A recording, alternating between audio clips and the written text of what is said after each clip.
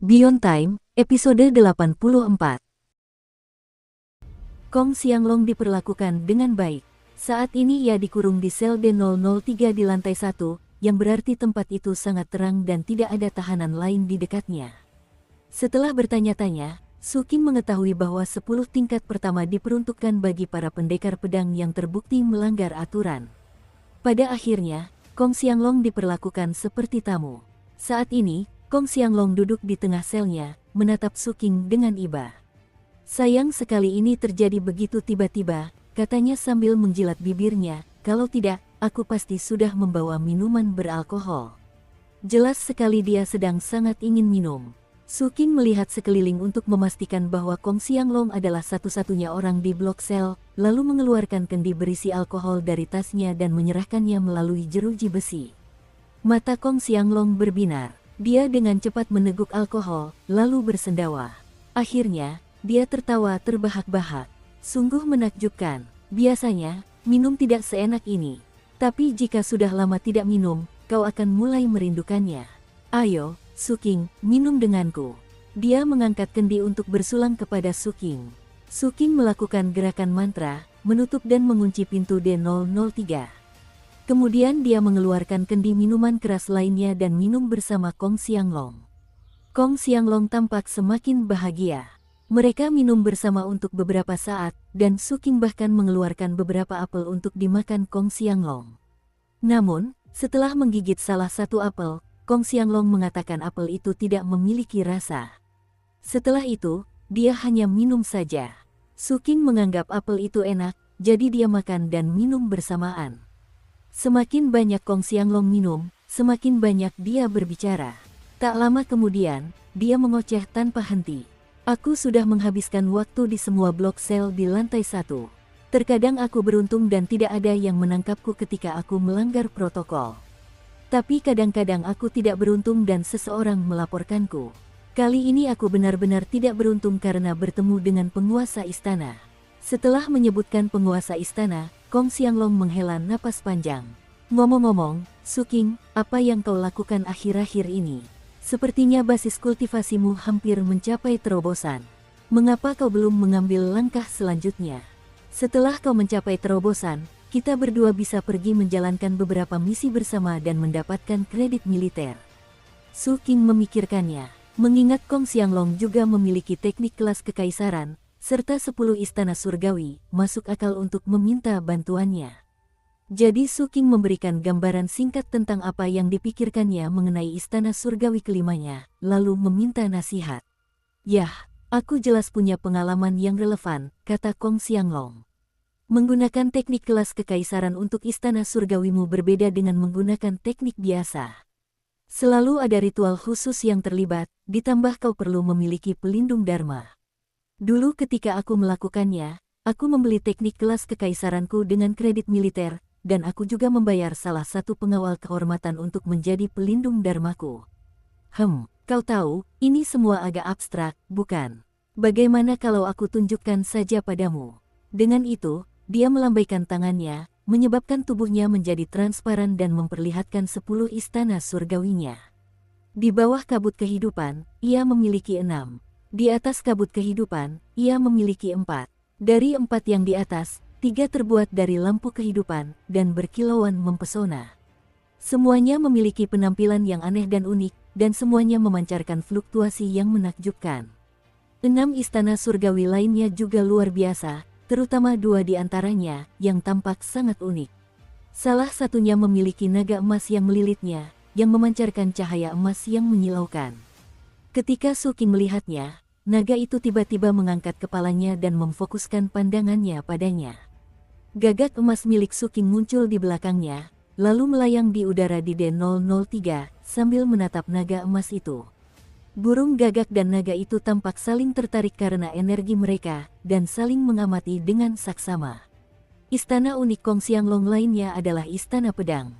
Istana ini tampak sangat mirip dengan aula di Istana Pendekar Pedang, dan memancarkan energi tajam seperti pedang.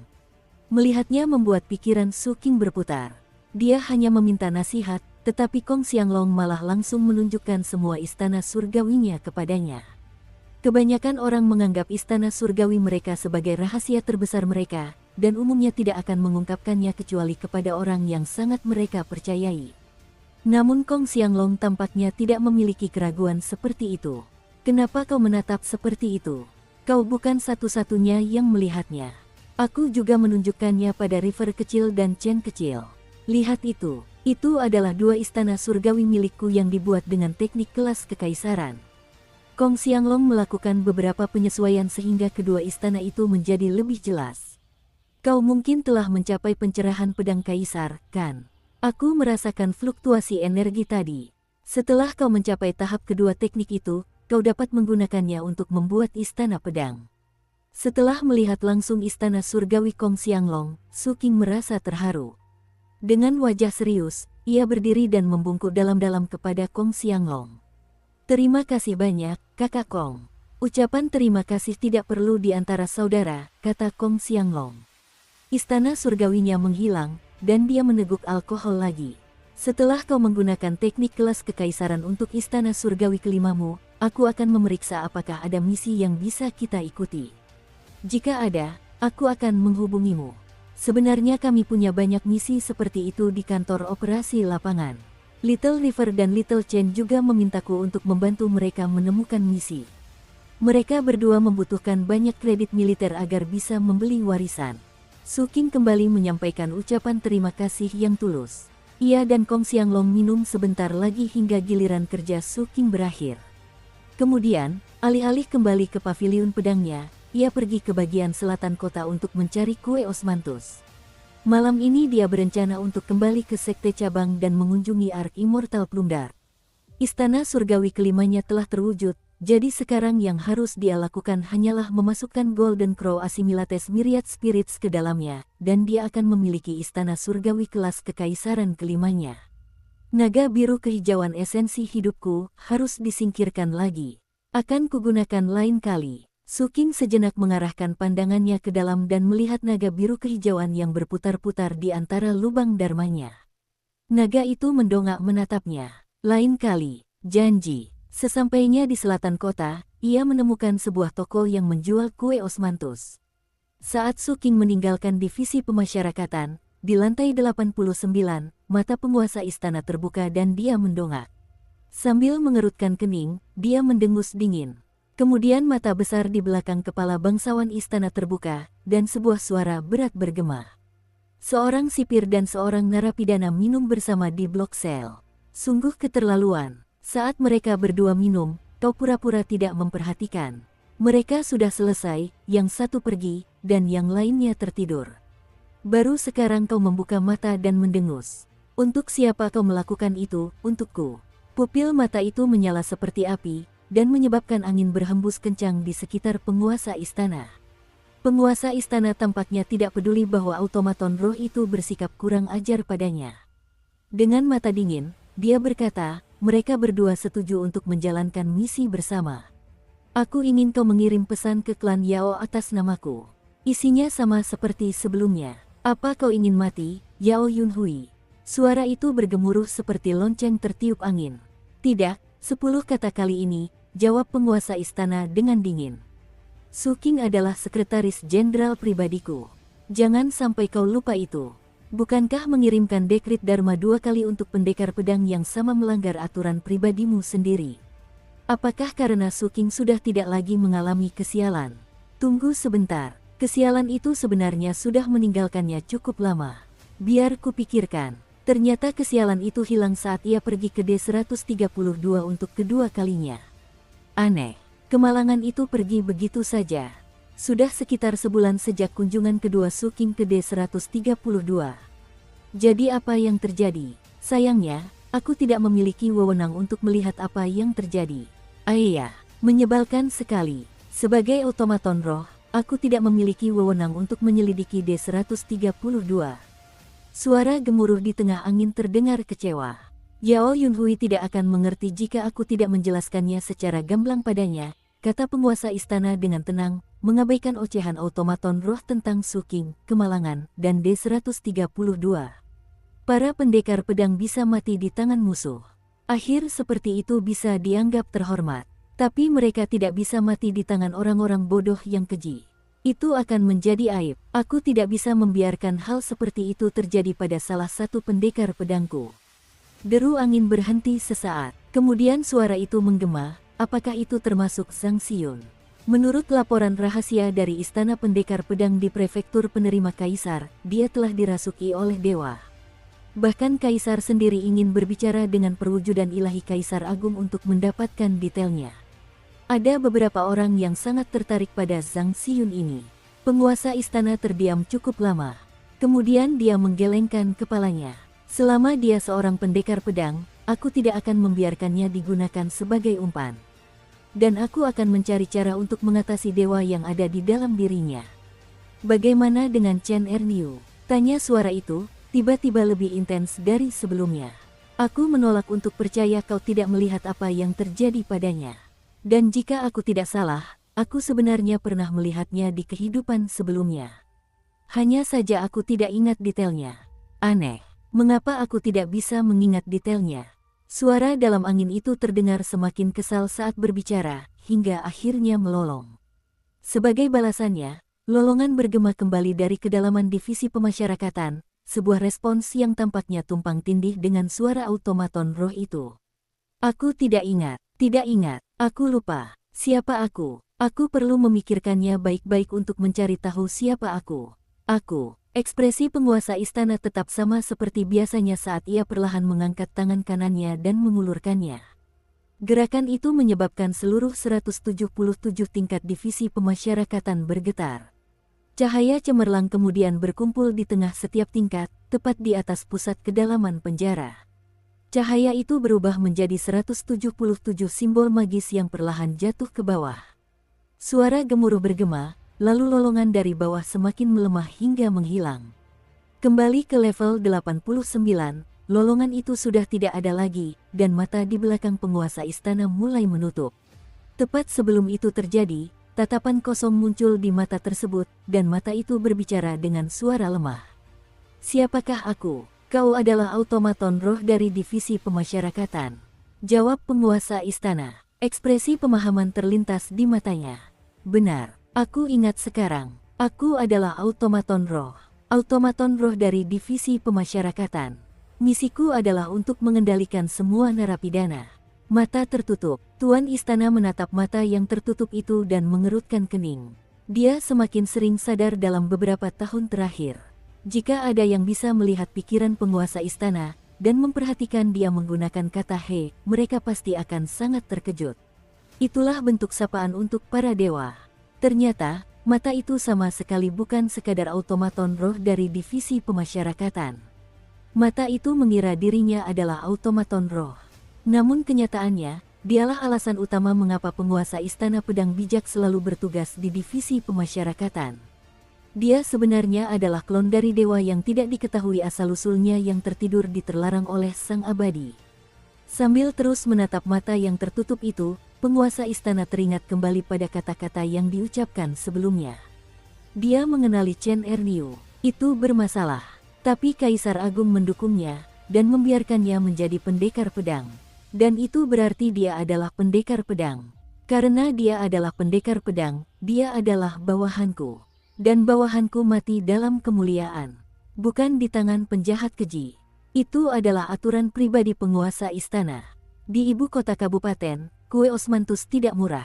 Satu bungkus berisi 5 kue harganya setara dengan 1 not minuman keras.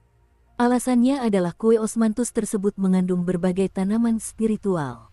Dan menurut pemiliknya, bunga osmanthus yang digunakan untuk membuat kue tersebut diimpor dari prefektur Tidifol. Suking membeli 3 paket.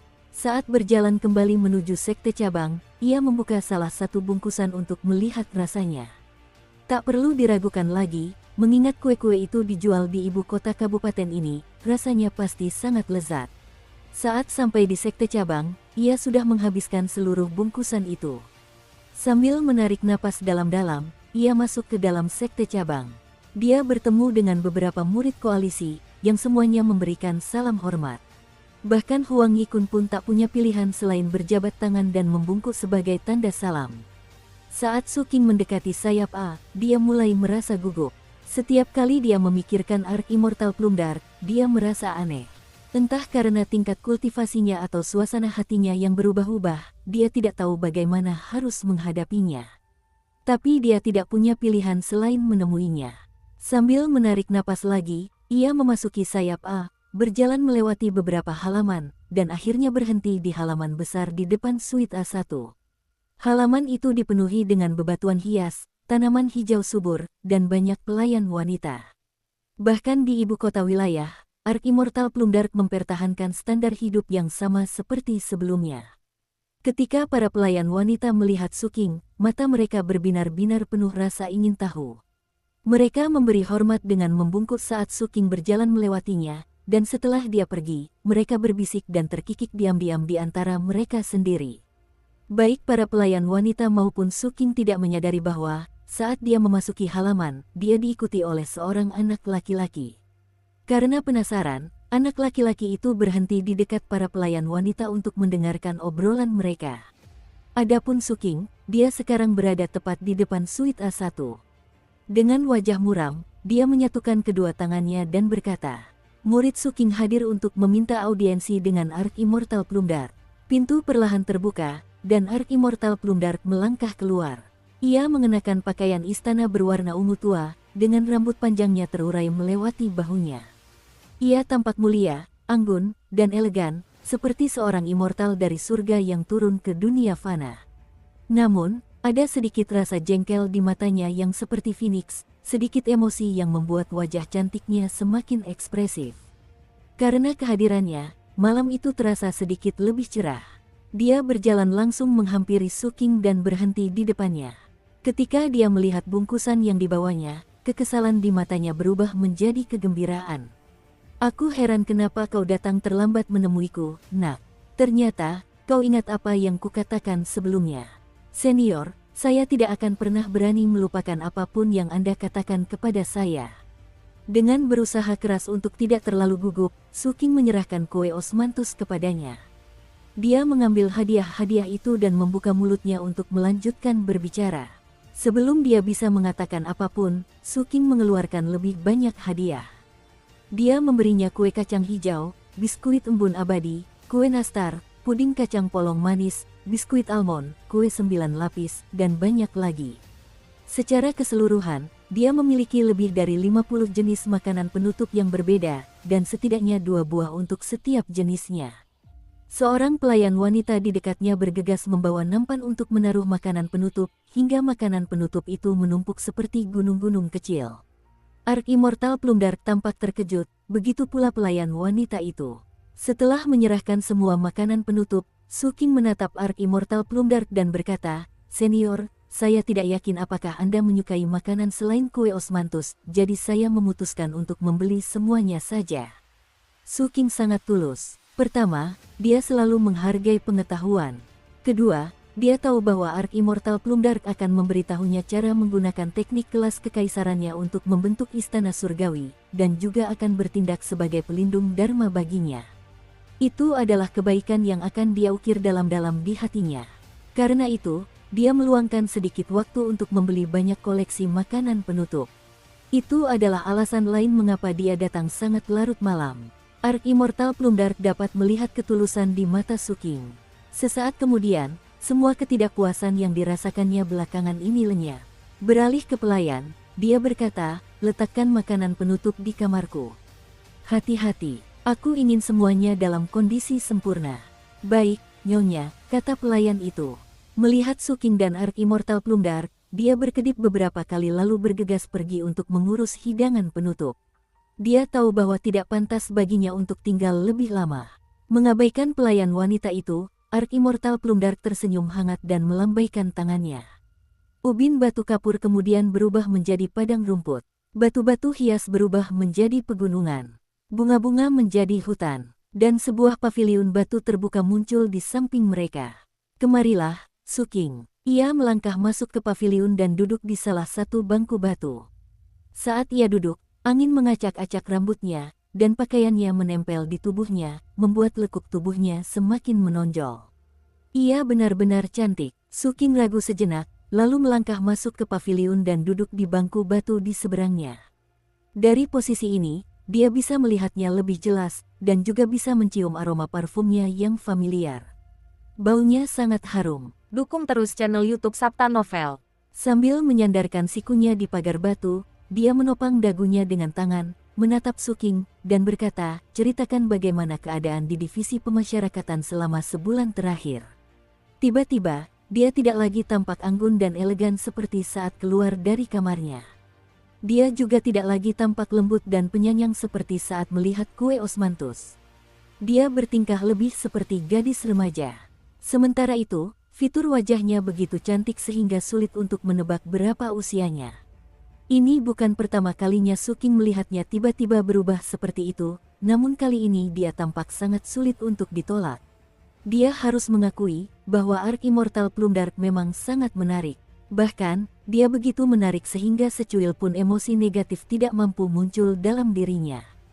Semua yang dia lakukan tampak baik. Dengan memaksakan diri untuk tetap tenang, dia dengan tenang menjelaskan segala sesuatu tentang divisi pemasyarakatan, termasuk persahabatannya dengan Kong Xianglong dan penguasa istana yang tidak masuk akal. Itu bukanlah sesuatu yang terlalu rumit. Baik Suking maupun Ark Immortal Plumdark tidak menyadari bahwa, tidak jauh dari paviliun, seorang anak laki-laki berdiri di sana menatap mereka dengan rasa ingin tahu. Kepalanya sedikit miring dan dia tampak agak bingung. Tetapi setelah mengamati Ark Immortal Plumdark, dia menyimpulkan bahwa wanita itu tidak menyimpan dendam. Meskipun begitu, dia juga mendapat kesan bahwa wanita itu agak posesif, jadi dia memutuskan untuk tidak mendekat. Merasa sedikit cemas, dia duduk dan melihat ke arah lain. Ark Immortal Plumdark mendengarkan setiap kata yang diucapkannya. Akhirnya, ketika bulan menggantung tinggi di atas mereka, Suking menyelesaikan ceritanya tentang jabatannya. Aku bisa tahu, katanya, suaranya lembut dan hangat, bahwa kau tidak begitu yakin bagaimana harus menyikapi para pendekar pedang itu. Dia mendongak menatapnya. Sulit bagimu untuk menerima bahwa kelompok seperti ini benar-benar ada. Lagi pula, kau belum pernah bertemu dengan hal seperti mereka sebelumnya. Karena itu, kau curiga. Kau ragu. Nalurimu menyuruhmu untuk lari. Karena kau tidak ingin terikat. Dia tertawa pelan. Ikuti kata hatimu. Tapi pada saat yang sama, jangan terlalu banyak berpikir. Tetap tenang dan amati saja. Mungkin ketika kau mulai mengagumi organisasi dan orang-orang di dalamnya, kau akhirnya akan mengubah kekaguman itu menjadi rasa hormat. Dan ketika itu terjadi, kau akan memahami semuanya. Merasa sedikit terguncang, Suking berdiri, menyatukan kedua tangannya, dan membungkuk. Sekarang, pejamkan matamu, nak. Suking ragu sejenak, lalu duduk kembali dan menutup matanya. Begitu dia melakukannya, Ark Immortal Plumdark bergeser mendekat kepadanya. Ia kesulitan bernapas dengan teratur saat menyadari bahwa aroma parfumnya jauh lebih kuat dari sebelumnya. Ia hampir bisa merasakan napasnya di wajahnya. Tepat ketika ia hendak membuka matanya, wanita itu mengulurkan tangan dan dengan lembut menyentuh dahinya. Suaranya, yang tampaknya penuh wawasan dan juga bujukan, bergema di telinganya. Tenangkan hatimu, nak. Lalu, bayangkan istana surgawi kelimamu, yang lengkap. Mungkin kau pernah melakukannya sebelumnya, tetapi aku merasa kau mungkin belum benar-benar melihatnya dengan jelas. Bersamaan dengan kata-katanya, sebuah gambaran muncul di benak Suking. Itu adalah kereta naga. Di dasar laut, sebuah kereta naga ditarik oleh seorang raksasa. Duduk di kereta itu adalah matahari. Beginilah cara Anda dapat menggunakan teknik kelas kekaisaran Anda untuk membuat istana surgawi. Metode untuk melakukannya berbeda untuk setiap teknik. Untuk gagak emas mengasimilasi banyak roh, Anda membutuhkan kereta naga itu. Pikiran Suking berputar saat dia tiba-tiba mengerti. Dalam benaknya, dia dapat dengan jelas melihat kereta naga itu. Namun, pada akhirnya, kereta itu masih kurang. Dan itu karena Suking sebenarnya pernah berada di kereta naga itu. Terlebih lagi, dia tinggal di kereta itu lebih lama dari biasanya. Itulah bagaimana dia memperoleh warisan penuh dari gagak emas yang mengasimilasi segudang roh. Gambaran dalam pikirannya masih efektif, karena tumpang tindih dengan rapi dengan gambaran kereta naga dari ingatannya. Dan karena itu, ingatannya menjadi lebih jelas, dan kereta naga pun menjadi lebih jelas. Sesaat kemudian, Suking menggigil. Bangku batu tempat dia duduk berubah menjadi bantal jerami, dan paviliun terbuka di sekitarnya menjadi pagoda berdinding tinggi, mengelilinginya dan melindunginya. Dataran berumput menjadi kerumunan orang-orang kecil, ekspresi mereka muram saat mereka berdiri melindungi dengan membelakangi Su-King, mata mereka mengamati sekeliling dengan waspada. Gunung-gunung menjadi raksasa yang menjulang tinggi di atas lanskap, memancarkan kekuatan yang agung. Pohon-pohon berubah dengan cara yang sama.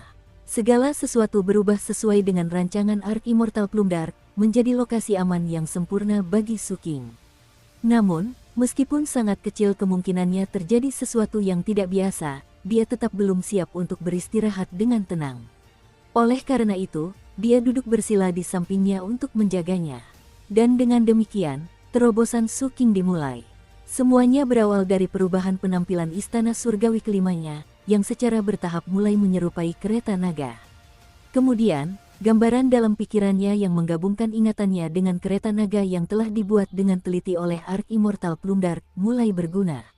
Ketika istana surgawi kelima tampak lebih realistis daripada gambar representatifnya, istana itu mulai memancarkan aura yang menakjubkan. Merasakan kehadirannya di istana surgawi kelima, Su-King berkata dengan lembut, saat gagak emas kembali ke kereta, biarkan bulan purnama dimulai. Tato gagak emas di punggungnya berkobar dengan cahaya, dan gagak emas itu muncul di atasnya. Sambil melebarkan sayapnya, ia mengeluarkan teriakan gembira sambil berputar beberapa kali, lalu menukik ke arah Su-King. Ia menembus bagian atas kepalanya, terbang ke lautan kesadarannya dan kereta naga yang merupakan istana surgawi kelimanya. Begitu berada di dalam, ia berkilauan dengan cahaya yang menyilaukan dan kemudian berubah menjadi gambar buram seorang pemuda. Sungguh menakjubkan, pemuda itu tampak persis seperti Su-King. Ia mengenakan jubah kaisar dari emas hitam, memiliki mahkota kekaisaran dengan warna yang sama, dan tampak seperti perwujudan keagungan bangsawan saat ia duduk gagah di kereta naga yang merupakan istana surgawi kelima. Istana surgawi kelima Su-King kemudian meletus dengan api warna-warni yang berubah menjadi proyeksi gagak emas.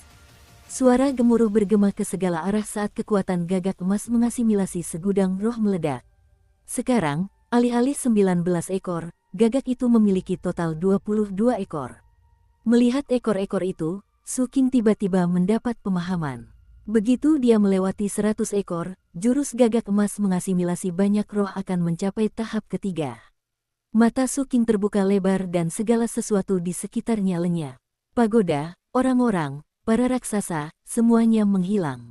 Dia berada di halaman luar suite A1, duduk bersila di tanah. Tepat di depannya, berdiri di pintu suite, adalah Ark Immortal Plumdark. Sambil menoleh, dia tersenyum dan berkata, "Sudah siang. Bukankah kamu harus pergi bekerja? Langit memang mulai bersinar terang. 1 malam penuh telah berlalu." Dengan mata berkaca-kaca penuh rasa syukur, Su-King bergegas berdiri, menyatukan kedua tangannya, dan membungkuk dalam-dalam. "Terima kasih banyak. Jangan panggil aku senior," katanya lembut. "Gunakan namaku." Su-King ragu-ragu. "Terima kasih banyak, Plumdark." Kedengarannya aneh, bukan? Gumamnya sambil menggelengkan kepala. "Baiklah, biar kuajari caranya. Ulangi setelahku. Terima kasih, Plumdark. Jaga suaramu tetap pelan." Dia menatapnya dengan penuh harap. Setelah hening sejenak, Su-King berkata pelan, "Terima kasih, Plumdark." Matanya berbinar dan dia tersenyum cerah. Sambil mengangguk, dia berkata, "Sama-sama, Su-King." Tiba-tiba, suasana di luar suite A1 tampak berbeda dari sebelumnya. Sesaat kemudian, Su-King menarik napas dalam-dalam dan membungkuk lagi. "Saya permisi dulu." Setelah itu, dia berbalik untuk pergi. Tepat ketika dia hendak keluar dari halaman, Ark Immortal Plumdark berbicara dengan suara yang lesu dan menggoda. "Aku ingin kau ikut denganku mengunjungi sahabat-sahabatku di ibu kota kabupaten ini. Itu janji kedua yang kau berikan padaku." Suaranya lembut namun mempesona, halus namun menggoda. Seperti lolongan elang atau phoenix, tetapi pada saat yang sama sangat manis dan lembut. Kekuatan misteriusnya dapat meresap ke dalam hati dan menghangatkannya. Saat matahari terbit di Cakrawala, cahaya menyebar, menyinari daratan dan mengusir kegelapan. Jalan-jalan di ibu kota kabupaten sudah ramai. Saat Su-King berjalan, dia bisa merasakan istana surgawi kelimanya di dalam dirinya. Tato totem teknik kelas kekaisarannya masih ada di punggungnya, dan kemampuan bertarungnya tidak menurun karena memasukkan gagak emas mengasimilasi ribuan roh ke dalam istana surgawi kelimanya. Teknik kelas kekaisarannya masih memberikan kemampuan bertarung setara dengan satu istana surgawi. Namun, sekarang lebih mengancam. Dan hal yang sama dapat dikatakan tentang istana surgawi kelimanya. Faktanya, jika dia bertemu dengan orang lain yang memiliki 5 istana surgawi, maka selama teknik dan harta magis bukanlah faktor penentu, pada dasarnya, dia akan berada di level yang sama dengan anggota paling elit dari spesies yang tak terhitung jumlahnya yang ada. Dan ketika Anda melihat orang-orang yang bukan elit, maka pada tingkat dasar, 5 istana surgawinya akan dianggap jauh di atas rata-rata. Lagi pula, setiap istana surgawinya sungguh menakjubkan dan unik. Meskipun mungkin tidak bisa dianggap benar-benar tak tertandingi, namun hampir mendekati itu. 2 istana surgawinya terbuat dari lampu kehidupan. 1 terbuat dari pil racun terlarang. 1 lagi adalah bulan ungu. Dan sekarang dia memiliki istana kereta naga gagak emas. Itulah kekuatan cadangan yang telah dibangun Su King selama perjalanannya. Semua itu merupakan hasil dari pengorbanan yang telah ia lakukan. Kebanyakan orang tidak akan menjadi kuat dalam semalam. Mereka harus meluangkan waktu dan membangun kekuatan itu. Begitu pula dengan Su King. Itulah mengapa ia mampu melawan orang-orang dengan istana yang lebih banyak darinya. Su King sedang dalam suasana hati yang sangat baik. Saat dia berjalan, aroma stik adonan goreng yang berasal dari penjual sarapan membuatnya teringat pada Seven Blood Eyes. Aku penasaran kapan aku bisa kembali, gumamnya, sambil menatap ke arah prefektur penerima kaisar. Dia merindukan guru ketujuh dan tuan pelebur darah, serta para penjual sarapan yang pernah dikunjunginya di 7 mata darah dan koalisi 8 sekte. Setelah memilih penjual, dia duduk dan memesan sarapan.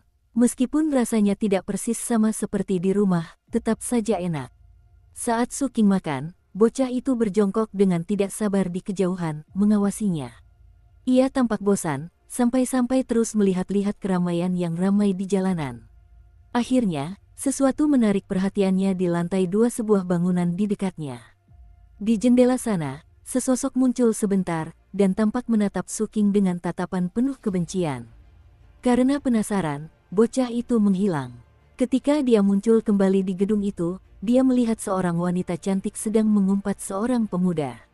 Menyedihkan, Su King itu bukan hanya sekretaris jenderal, tapi juga sipir di divisi pemasyarakatan. Sementara itu, kau hanya mendapat jabatan sipil sebagai juru tulis. Dan kau menerimanya begitu saja. Di mana rasa banggamu? Bukankah kau orang terbaik di generasimu di prefektur penerima kaisar? Mengapa kau tidak meminta bantuan dari kakek sektemu? Tentu saja, orang yang dimarahi adalah Zhang Xiyun, sementara orang yang memarahi adalah ibunya, Yao Yunhui. Karena sifat sensitif posisinya di Istana Pendekar Pedang, dia tidak bisa menyampaikan kata-kata seperti itu melalui selembar kertas giok. Oleh karena itu, dia telah mengatur agar kakek sekte Zhang Xiyun datang berkunjung. Sayangnya, dalam perjalanan dia menerima pesan dari klannya, yang berisi detail peringatan dari penguasa istana.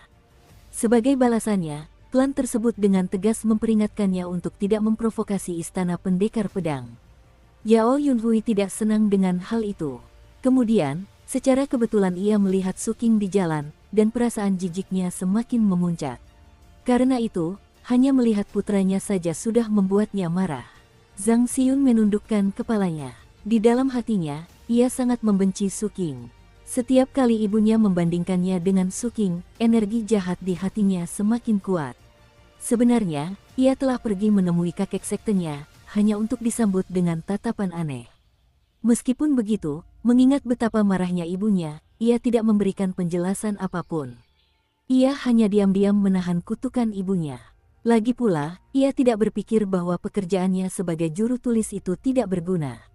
Setidaknya, selama sebulan ia bekerja di posisi itu, ia telah menemukan sejumlah kesalahan administrasi yang membuatnya mendapat pujian dari atasannya.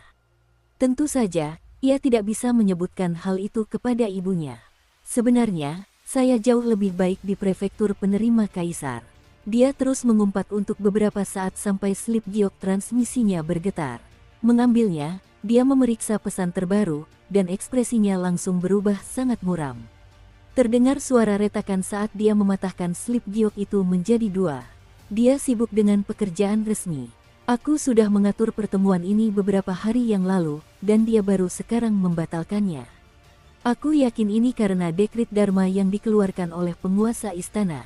Tak seorang pun dari masyarakat abadi penentu tertinggi memiliki pendirian. Mereka semua idiot. Yao Yunhui tampaknya semakin marah saja. Sambil menghela napas dalam hati, Zhang Xiyun berkata, "Ibu, singkirkan dirimu dari hadapanku," kata Yao Yunhui dingin. Zhang Xiyun tidak berkata apa-apa. Ia berdiri, membungkuk kepada ibunya, lalu pergi. Ekspresinya tampak lebih kesepian dari biasanya, dan kebenciannya terhadap Su Qing membara lebih hebat dari sebelumnya. Setelah berjalan beberapa jarak di jalan, tiba-tiba ia gemetar, dan pandangannya berputar. Ia mengulurkan tangan dan meletakkan tangannya di dinding untuk menstabilkan diri. Bayangan bulan merah berkelebat di matanya, dan ekspresi ganas memenuhi wajahnya. Itu hanya berlangsung 1 menit, dan kemudian ia kembali normal. Apakah ada yang salah dengan tekniknya? Ini ke-7 kalinya saya merasa pusing seperti itu. Dengan ekspresi tidak menyenangkan, Zhang Xiyun melanjutkan perjalanannya. Kembali di dalam gedung, bocah itu sama sekali tidak memperhatikan Zhang Xiyun. Ia kini berdiri di sebelah Yao Yunhui, dengan ekspresi penasaran di wajahnya saat ia mencoba memastikan apakah wanita ini memiliki niat jahat terhadap Su Qing. Saat Yao Yunhui duduk di sana, amarah perlahan menghilang dari wajahnya. Akhirnya, dia menyesap sup biji teratai yang ada di mejanya. Gerakannya anggun. Dia tampak seperti orang yang sama sekali berbeda dari orang yang baru saja dengan marah mengutuk Zhang Xiyun. "Yuner, aku bersikap keras padamu untuk menumbuhkan tekad dan keteguhan hatimu. Aku ingin kau berhasil. Bertahun-tahun yang lalu, ayahmu tidak pernah memiliki cukup keberanian, dan dia tidak pernah menyadari bahwa niatku baik." Cahaya dingin muncul di matanya. "Su Qing, kau telah mencuri keberuntungan Yuner dan menghancurkan prospek masa depannya. Aku tidak akan membiarkannya begitu saja. Aku tidak bisa berbuat apapun padamu di ibu kota kabupaten.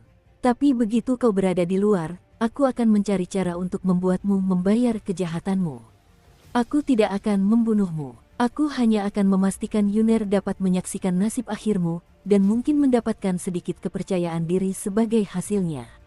Bocah itu bisa merasakan apa yang dipikirkan Yao Yunhui. Tiba-tiba ia tampak khawatir.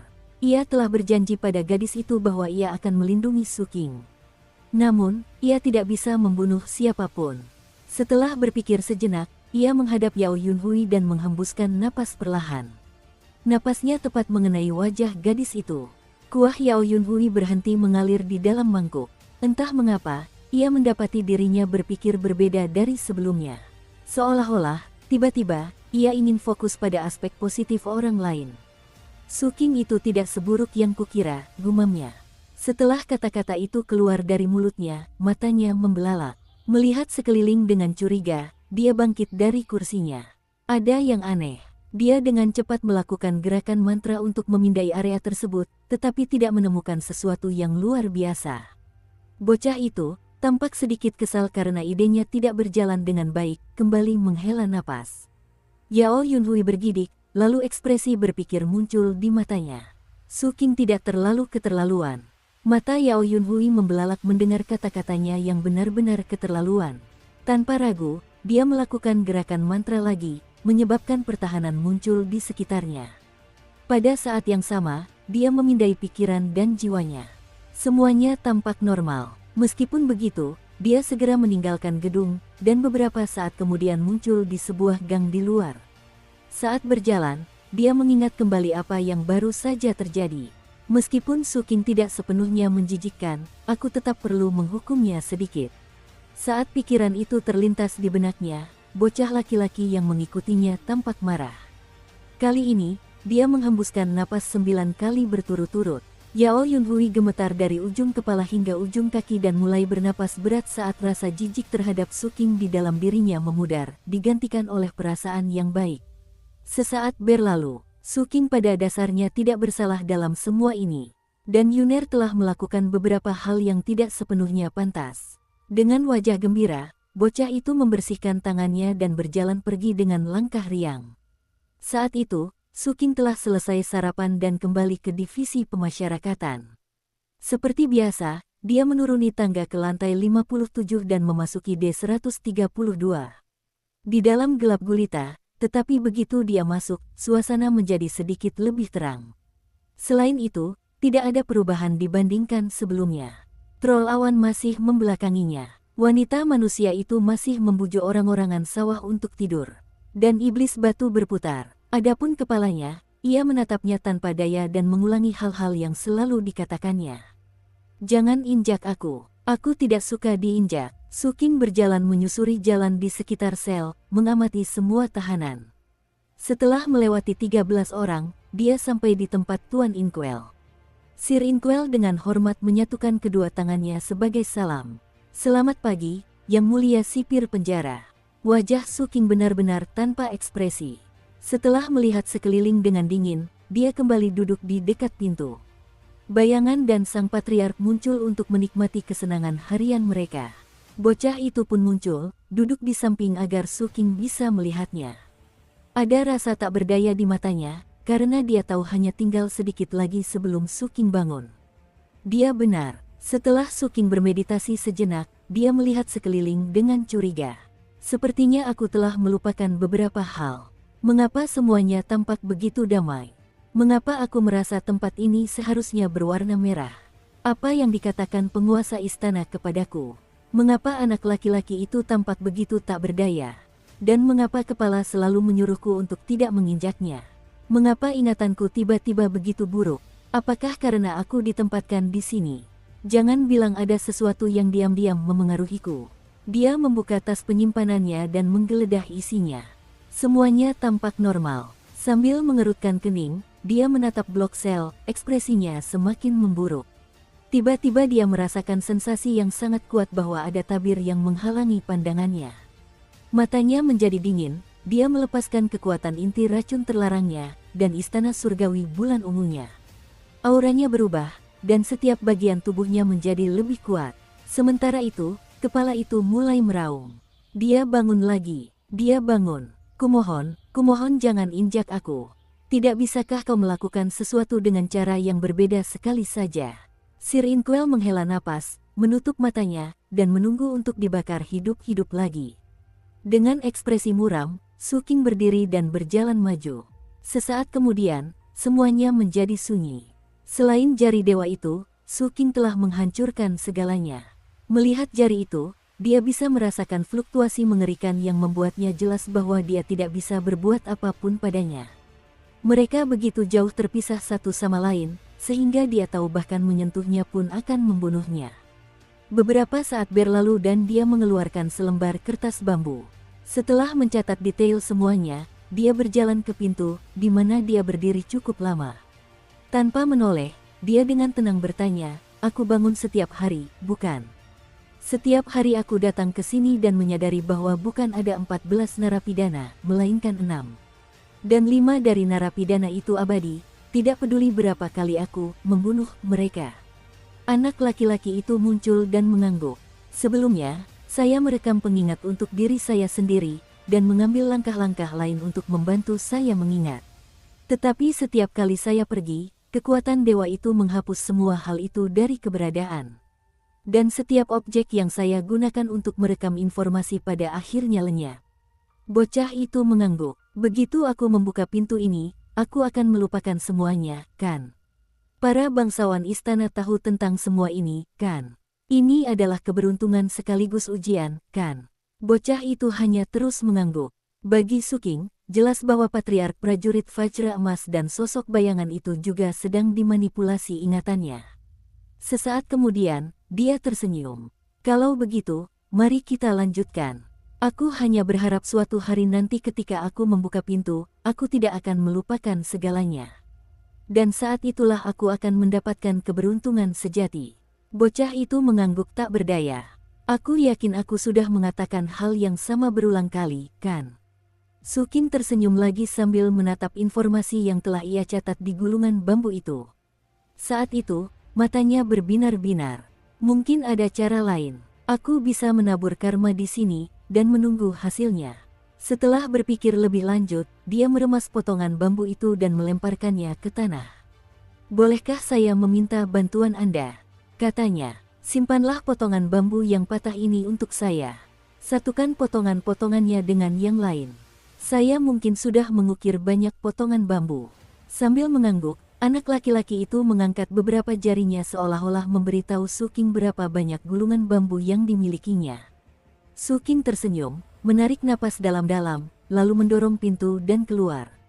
Di tangga, dia mulai menaiki tangga sambil terus memikirkan tentang prestasi militernya.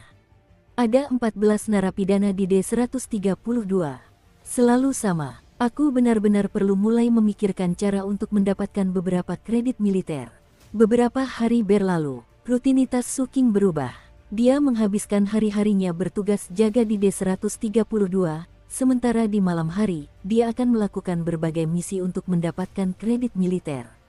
Dia akan menangkap penjahat, melakukan misi pencarian dan penyelamatan, atau membantu departemen lain. Selalu ada sesuatu yang harus dilakukan. Pada hari ketiga setelah Kong Xianglong dibebaskan, Su King menerima pesan darinya saat ia selesai bertugas. Su King, aku punya tugas besar yang akan menghasilkan banyak kredit militer. Kau ikut.